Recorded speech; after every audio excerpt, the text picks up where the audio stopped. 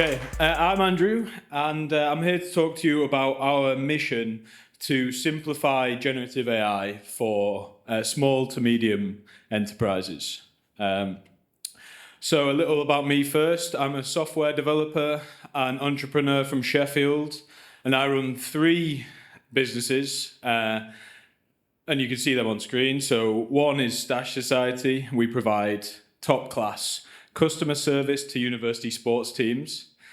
And then Geppetto Consulting is where I contract and consult on AI projects for SMEs in Sheffield and outside of Sheffield. And then Promptable is the no-code automation platform that we're launching next month. So I'm an engineer, and I'm better at listening than I am at speaking. So to get us warmed up, I thought we'd go through a few questions to gauge the state of AI at Sheffield AI, the biggest AI meetup in Sheffield right now. So I have to apologize in advance, but I want everyone to stand up. And there's 6 questions. And if the question doesn't apply to you, I want you to sit down. Okay, so remember to look around and see how many are still standing after each question. And we're going to gauge the state of AI in Sheffield right now. So the first question is, have you used AI as a tool like ChatGPT or Midjourney before? So sit down if you've never interacted with it before. I think we got 1. Okay. Second question. Do you use AI at least weekly in your work or personal life? That might be 2. Okay, cool. And now 3. Have you refined a specific prompt that you might reuse or have the same conversation on a regular basis to solve different but similar problems?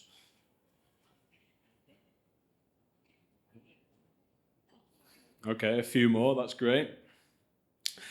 Now, getting slightly more technical, have you integrated AI into any existing tools or used an AI API to automate something or used it in a workflow that you weren't doing so before? Great. And then 5. Who has created AI-powered products or systems that work with minimal human intervention? So we've still got a couple of people standing. Now, a bonus question for anyone still standing up. Stay standing up if you're not an engineer. I applaud this man. So, we've gauged the state of AI inside this room, but what about outside this room? So the next few slides will quickly look at a few indicators showing us what the state of AI looks like to the rest of the world. So this is a graph of job listings in the tech industry showing the increase in demand for AI skills. And the vertical line shows the release of ChatGPT in 2022. And we can see a more than 100% increase since the release of ChatGPT. So, interesting. Now, this chart, where the data comes from Crunchbase, shows us the growth in US VC-backed startups raising as an AI company. Now, VC-backed startups and the US do not represent the global population, despite how it feels sometimes, but we are seeing a massive growth in the appetite for AI. And one sentence stands out in this article, and that is, as the AI landscape matures, investments will shift to general applications from deeper infrastructure-driven deals, which is in line with what we're seeing as AI developers. It's regular businesses finding valuable use cases. And then finally, that brings us on to the Gartner hype cycle. So I hope that a few of you have seen this before, but this graph essentially measures the maturity of a new and deep tech technology. And it shows how long a technology is from reaching valuable and productive use cases. So they have generative AI reaching a plateau of productivity in 2 to 5 years from the end of 2024, which is really just around the corner in terms of how things move and how quickly things move these days. Now, all of this begs two questions. The first is, why is AI moving so much faster than other deep tech technologies? So we've seen the immediate need for AI skills, so much investment, jumping up the hype cycle much faster, when AI is deep tech, like quantum computing, like additive manufacturing, like biotechnology, but it's moving at such a much faster pace. And the reason I believe that is because it rests on the shoulders of a giant, and that giant is the internet. So we've spent 30 years perfecting the internet with fast connections everywhere, cloud infrastructure, massive data centers, powerful consumer devices, and thousands of developers who know how to control it. And all of this means it's relatively simple to interact with AI today. But that leads to a bit of a paradox. If AI is so accessible, why wasn't everyone in this room standing up and using it in their day-to-day to automate processes? The answer, I believe, lies in who built those foundations that AI rests on. The internet was built by developers for developers. And only in recent years have we seen the democratization of the internet and no-code platforms and non-technical people able to use and control the internet in ways that developers have for the last 30 years. And that's the problem we face today. AI has such a massive power, and it's relatively cheap, fast, and reliable, but that power is still held by a relatively technical few people. So that's why we've set out on a mission to let everyone access it and to start playing with it and realizing where that value lies for them, which is why we're building our platform, Promptable. So Promptable is a no-code platform for building AI-powered automations.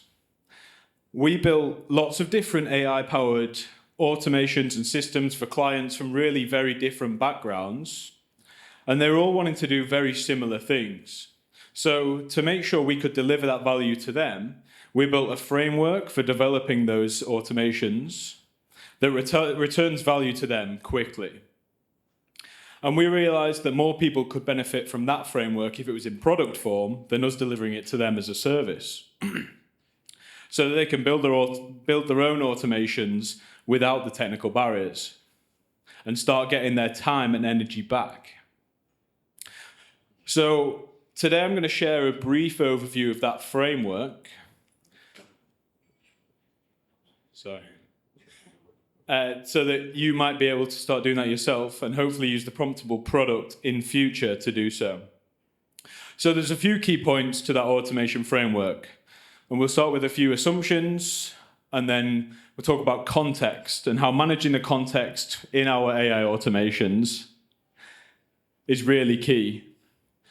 And then we'll talk about how splitting tasks down gives us the ability to turn massive processes into actual workable AI workflows. And then how structuring outputs gives us that confidence to know what's coming out of our models. And finally, and sometimes most importantly, how evaluating the generations that those models come out with, we can do in production to make sure our systems are reliable and predictable. And then finally, iteration and development, which is the key.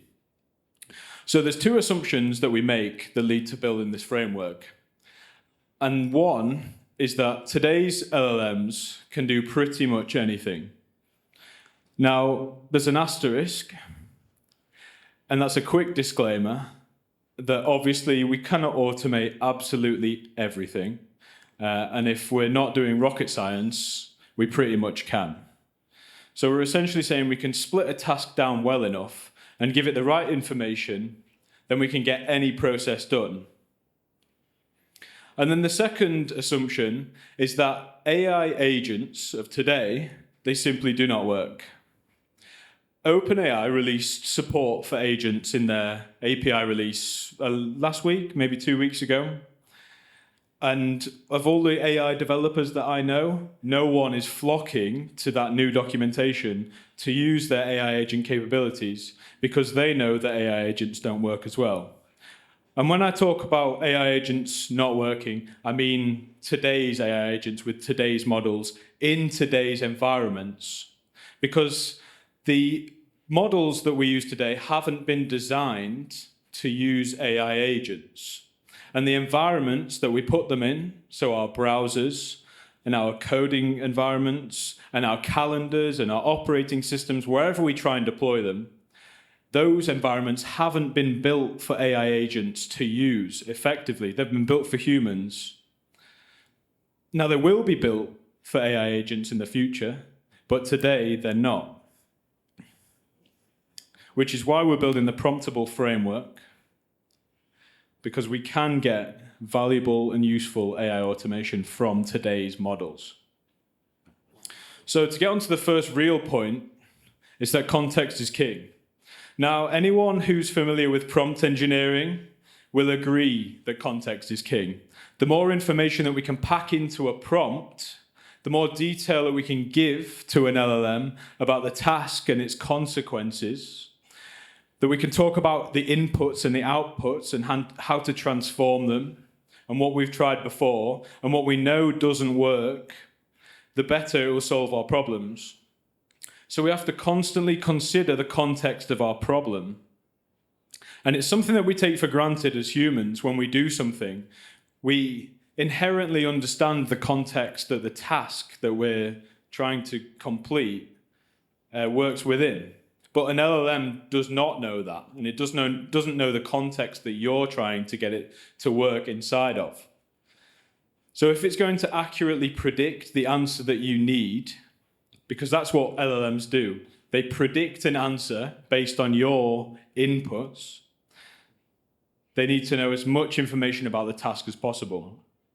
So context is king.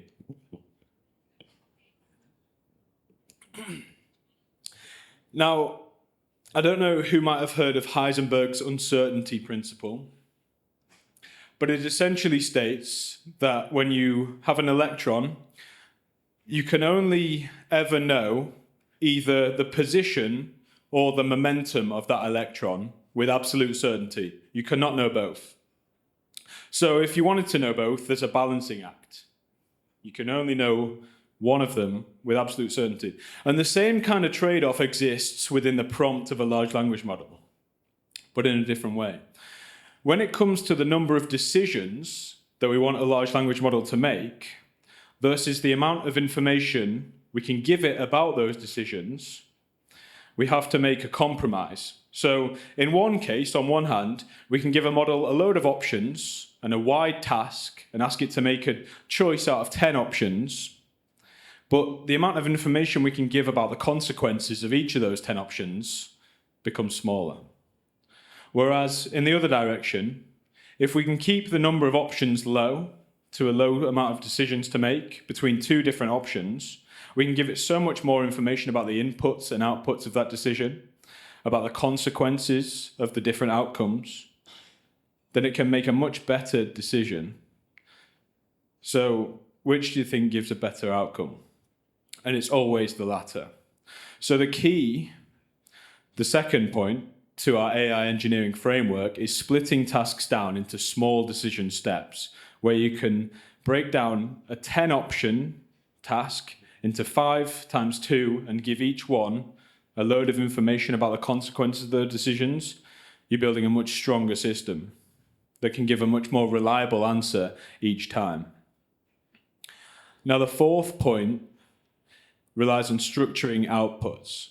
So when we've got our model making competent decisions, we just need to make sure that we can handle the information it's producing. which is where structuring outputs comes in.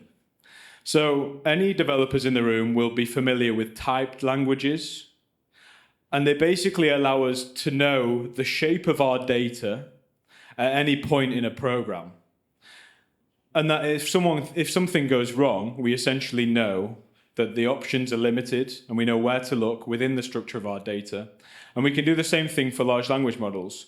So instead of asking it to produce something at random, we can give it a structure that it has to fulfill every time. And then we can throw errors whenever that structure is not adhered to. And we force the output of the large language model into a certain structure. And that gives us a much more deterministic system, which is imperative if we're going to deploy these large language models into production, into customer-facing situations, into business-specific contexts. And then the fourth main point of this framework is evaluating outputs. So we need to know two things about our output. Is it correct? And is it generating what it asked reliably? So we're essentially saying, is the performance of our large language model step okay? Is it working at the performance we need to deploy this large language model into a business context? And secondly, what's the next step we should take? So into our decision step, we can give it a range of options for the output, but depending on that option, we need to know what we should do. So if this, then that, and take different steps. So should a human step in? Is there multiple options for our next step? Has it all gone wrong? Should the process be aborted? And we introduce monitoring methods so that our systems cannot fail in production, just like the best software that we deploy today. And then to tie it all together, the final step is iteration and development. So nothing ever works first time, especially with new and experimental systems like the large language model systems that we deploy today. So you've done your 4 steps, you've split down your tasks and managed your context well, and then you've structured your outputs and built evaluation techniques, you created inputs and outputs and deployed your automation, multiple step process, you're turning business logic into computational output so that you might turn a 1-day or a 2-day process into 5 minutes of an LLM processing the information that you've put in. What then? Well, you then have to optimize them because these models cost a lot of money, especially when you're doing multi-step processing. You want to optimize the prompts and all of the systems within that automation. And that's a lot of work for one automation. But what about the automations across your business? Because we're only ever going to get value when you do these things at scale. And that's why we're building Promptable.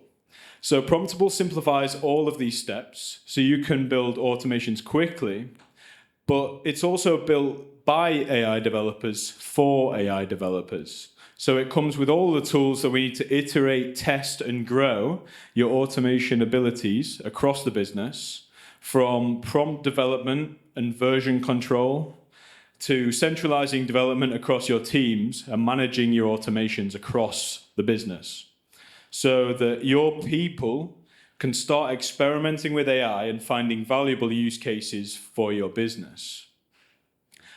And that's pretty much it from me. We're launching the Promptable beta at the end of April. And we're working with our test users today to make it a platform that actually works for businesses. And there's a waitlist sign up at the QR code there. And we'd love to have you join the community of people who are getting their AI powers. And that's it. Thank you very much.